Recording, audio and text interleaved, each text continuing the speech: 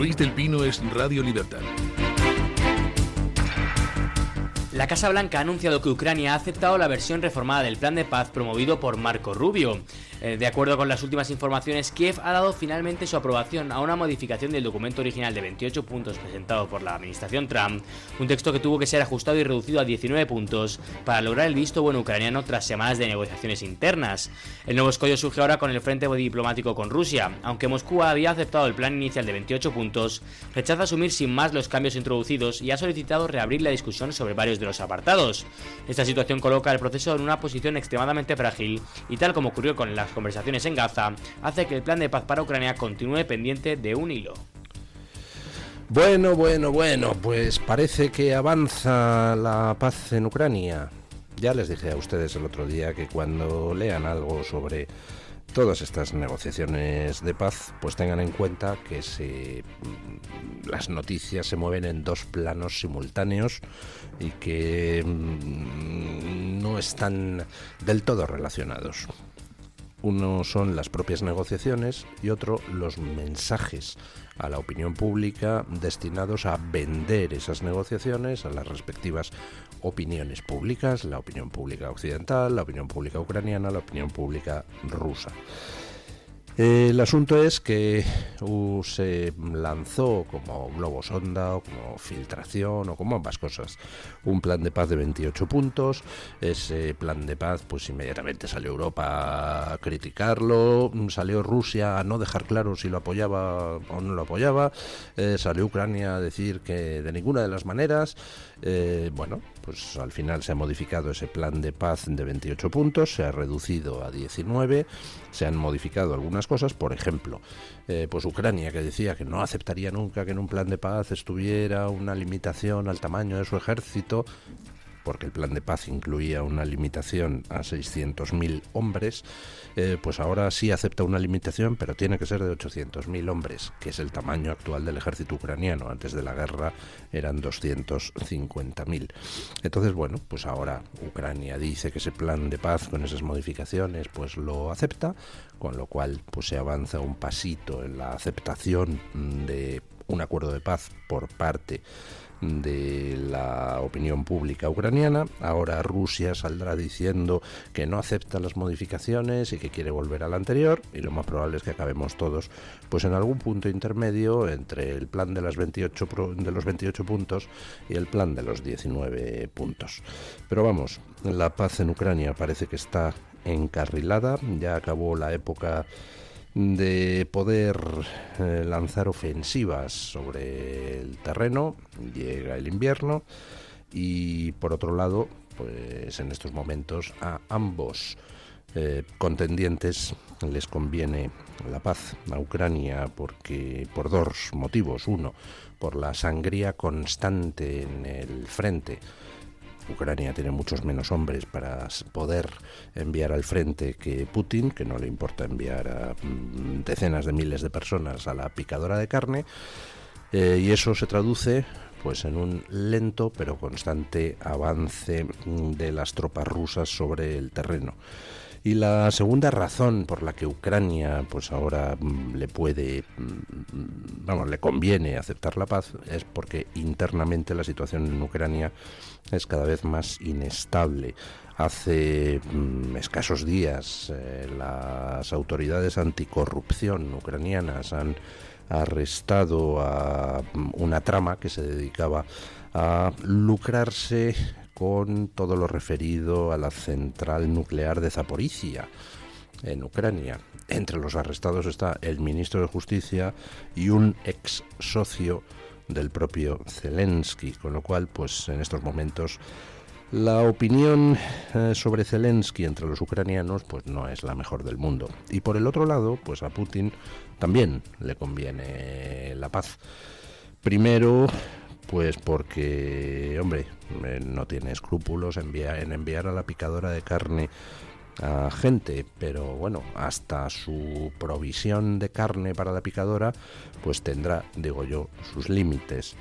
Y en segundo lugar, por primera vez, la economía rusa está experimentando dificultades gracias a Trump. 3 años ha estado riéndose Putin de todo el mundo, de las sanciones, de Europa. Mientras Europa le sancionaba, por otro lado le compraba hidrocarburos. Ha llegado Trump y ha dicho, se acabó. Y ahora está empezando Putin a experimentar dificultades presupuestarias. A las presiones de Trump se une que los propios ucranianos han estado golpeando la infraestructura energética de Putin, poniendo en aprietos su capacidad de producción. Así que bueno, yo espero que el plan de paz esté ya sobre la mesa implementado y con un alto el fuego, pues probablemente antes de fin de año. Pero vamos, que asistiremos a dimes y diretes. Aquí cada cual tiene que salvar la cara y al final, pues posiblemente algo que ya tienen hablado punto por punto, pues sea lo que se termine firmando por todas las partes. Para quien no son tan buenas las perspectivas es para el amigo Ábalos, que mañana se enfrenta, también Koldo, a la vistilla sobre medidas cautelares, donde a lo mejor resulta que salen los dos del juzgado directos a la cárcel. Escuchen. La Fiscalía Anticorrupción analiza la posibilidad de solicitar ante el Tribunal Supremo el ingreso en prisión provisional del exministro José Luis Ábalos.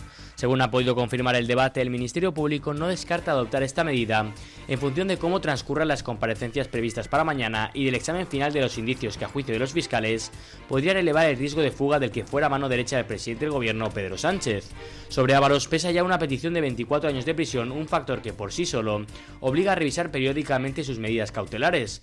Fuentes jurídicas consultadas por el debate señalan que la Fiscalía ha centrado su atención en 3 elementos considerados especialmente sensibles. El primero es la existencia de un inmueble a nombre del exministro en la ciudad peruana de Chimbote. El segundo, la actividad aún operativa en varios países de Hispanoamérica de Fiadelso, la ONG vinculada a Ábalos, que según la Guardia Civil había sido utilizada por la trama para ocultar presuntos pagos de comisiones ilegales. Por último, los fiscales analizan los flujos de dinero procedentes de Colombia que el exministro recibió a través de una empresa relacionada con su propio hijo. Bueno, algunas de las acusaciones populares piden que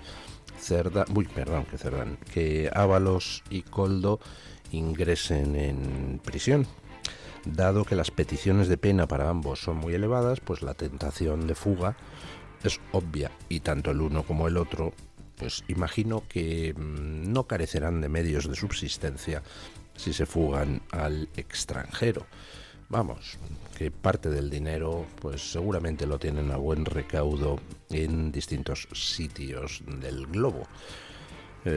Posiblemente República Dominicana o Perú, como menciona la noticia, pero posiblemente también otros. Así que, bueno, lo que está por ver es si la propia Fiscalía Anticorrupción se adhiere a esas peticiones de cárcel y mañana tendremos resuelta la incógnita. Les preguntamos hoy en la libre encuesta por este tema. ¿Creen ustedes que ingresará en la cárcel Ábalos? Yo creo que Ábalos pues tiene perspectivas de ingresar en la cárcel y tiene perspectivas básicamente por idiota. Ha tenido tiempo de colaborar con la justicia, igual que ha hecho Aldama. Para Aldama solo se piden 7 años de cárcel, para Ábalos 24. Ábalos ha estado tonteando, amenazo con hablar, pero no hablo. Ese tipo de jugada pues no va a ningún lado, porque al final te dejan tirado los tuyos y ya para cuando te decides hablar a nadie le importa un soberano bledo, y si no, que Ábalos hable, pues yo que sé, con De la Rosa, por poner un ejemplo. Uy, ¿cómo le van a mandar a la cárcel? Tirará de la manta. Luego De la Rosa, pues sí, habló muchas cosas y tiró de muchas mantas, pero a nadie le importaba ya un pepino, porque ya había pasado el invierno mediático.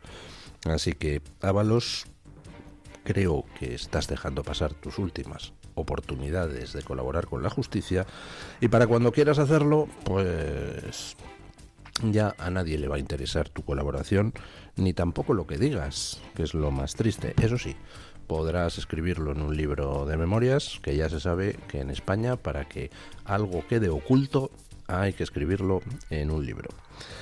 Bueno,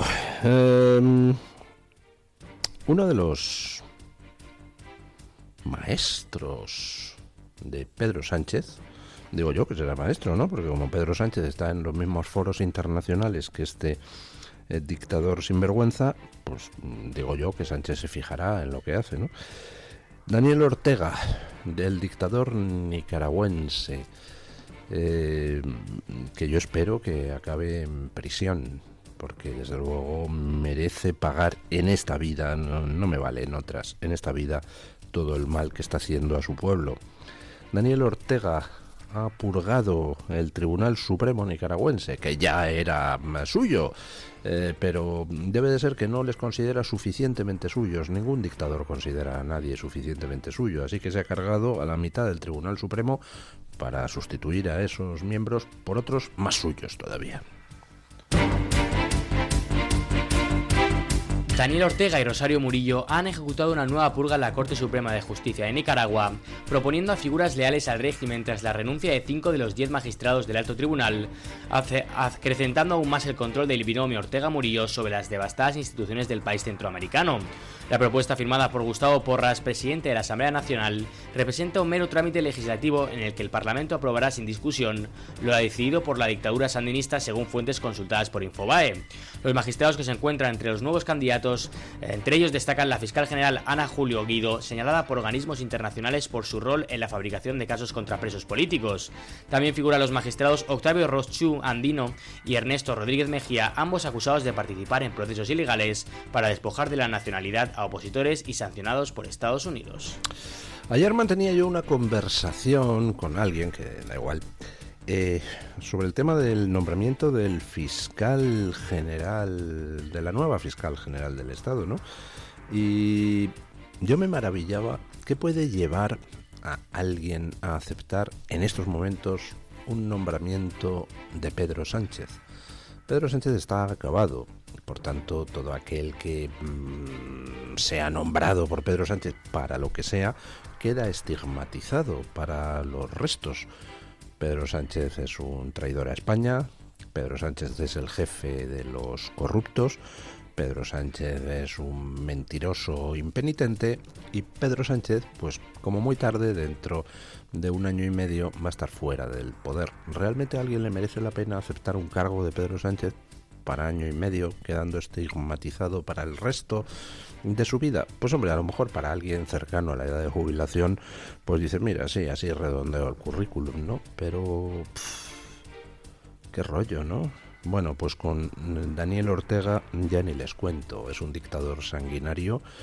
Es la demostración de cómo las revoluciones supuestamente de izquierda popular terminan degenerando en las peores, más sangrientas y más corruptas dictaduras. Y Daniel Ortega es un señor cuya vida política está tasada.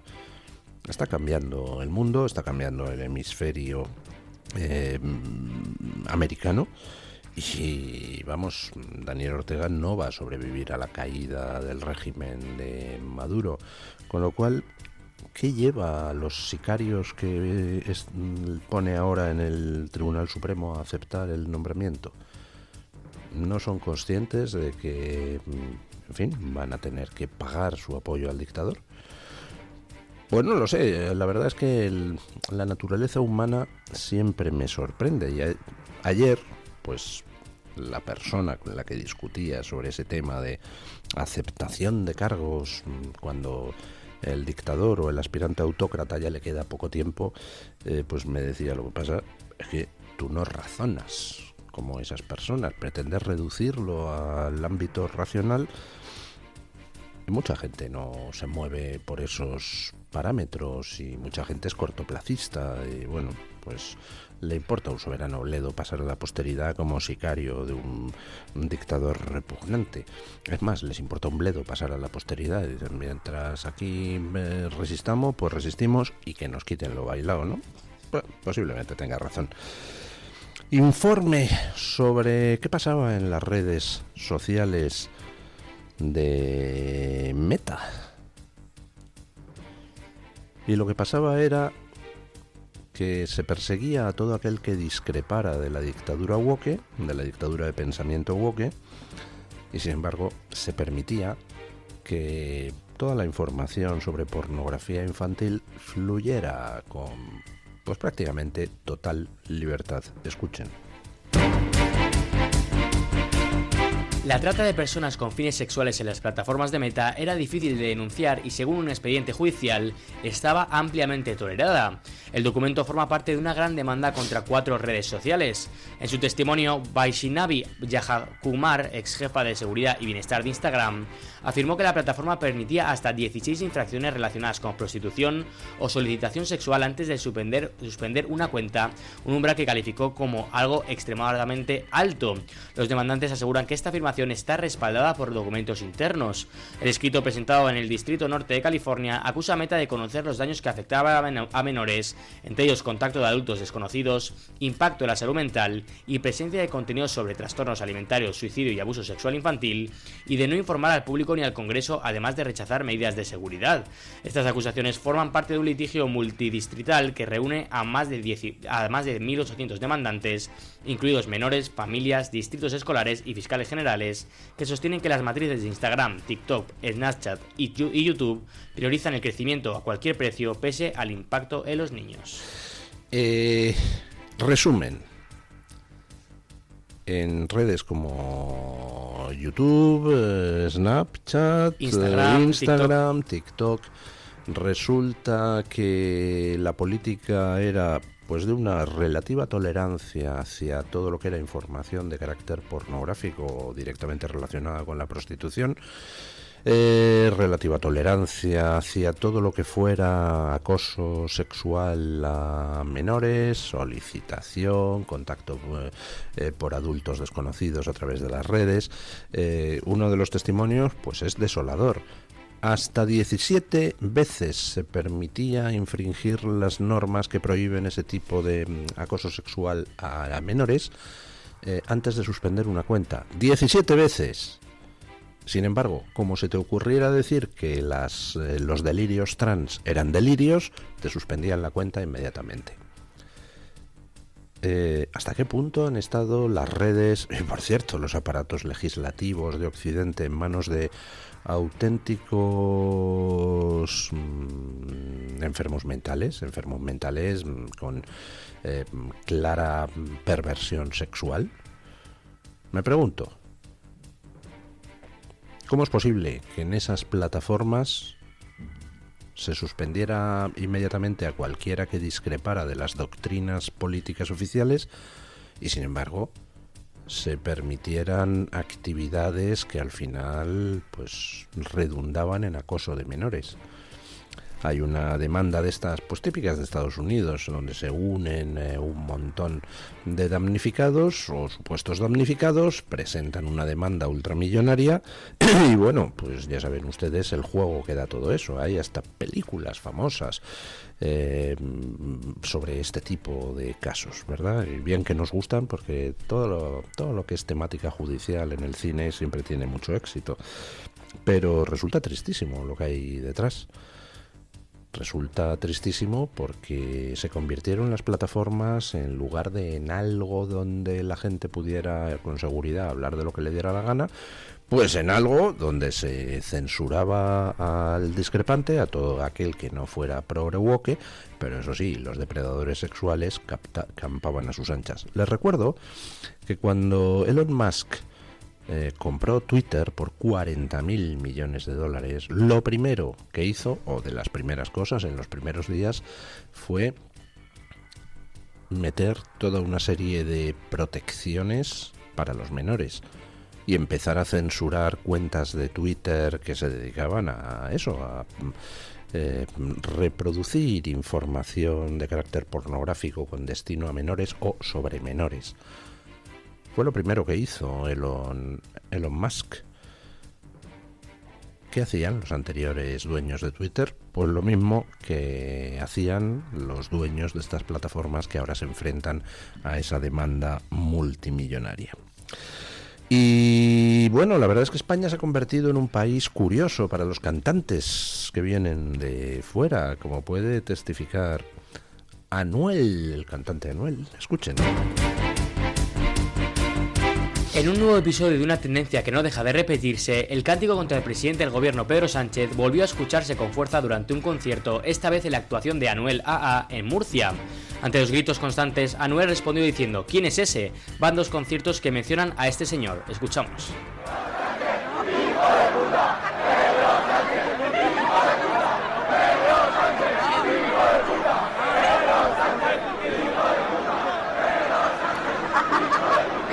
¿Quién es eso que está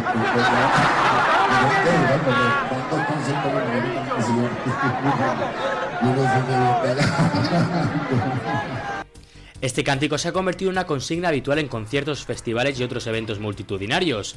En los últimos meses se ha escuchado en citas como la Velada del Año organizada por Ibai Llanos en Sevilla y en espectáculos de artistas como Henry Méndez o Juan Magán, donde también fue coreado masivamente por el público. Pedro Sánchez, hijo de... Ya lo cantan en todos los conciertos y el cantante Anuel pues daba un concierto en Murcia y todo el público coreando la canción del verano. Y dice, ¿quién es ese? Dice, ya llevo 2 conciertos en España y en los 2 todo el mundo gritando lo mismo, voy a tener que lidiar con ese hombre. Bueno, Pedro Sánchez es otro ejemplo de eso que comentaba, que les decía que comentaba ayer con una persona conocida. ¿Cuál es la motivación de alguien para llegar a presidente de gobierno? Hombre, pues tú puedes llegar a presidente de gobierno, entiendo yo, pues porque tienes una idea de qué quieres hacer con España, hacia dónde la quieres llevar y entonces lo implementas. Pero llegar a presidente de gobierno para pasar a la historia como un vulgar corrupto, ladrón y que además traicionó a los españoles y además era odiado por todos los españoles. ¿Para qué? Es que de verdad me resulta absolutamente incomprensible la naturaleza humana o determinadas naturalezas humanas. Sobre todo me resulta incomprensible esa facilidad que hay en España para que a la gente se le presenten oportunidades históricas y la gente las tire por la borda. Es decir, pudiendo pasar a la historia como alguien que ha hecho algo positivo, parece que hay una cierta clase de españoles que, porque no saben, no pueden o no quieren hacer otra cosa, les encanta pasar a la historia como la hez de la hez. Ya me pasó con el juicio del 11M, Gómez Bermúdez. Madre mía. Nunca nadie lo tuvo tan a huevo para pasar a la historia como un juez que hizo justicia, como Gómez Bermúdez. Y en lugar de eso, pues al final, ¿qué hizo? Desperdiciar la oportunidad y hacer un apaño infecto validando una versión oficial del 11M, pues que solo se creería o un niño de 4 años o un periodista español de izquierda. Y dices, ¿pero por qué? ¿Por qué esa manía de tirar a la basura las oportunidades que la gente tiene? Bueno, pues Pedro Sánchez, yo no sé cuáles eran sus intenciones para llegar a presidente de gobierno, pero desde luego llegar a presidente de gobierno para terminar pasando a la historia como Pedro Sánchez, hijo de pip, pues no sé, es como un poco estúpido, ¿no?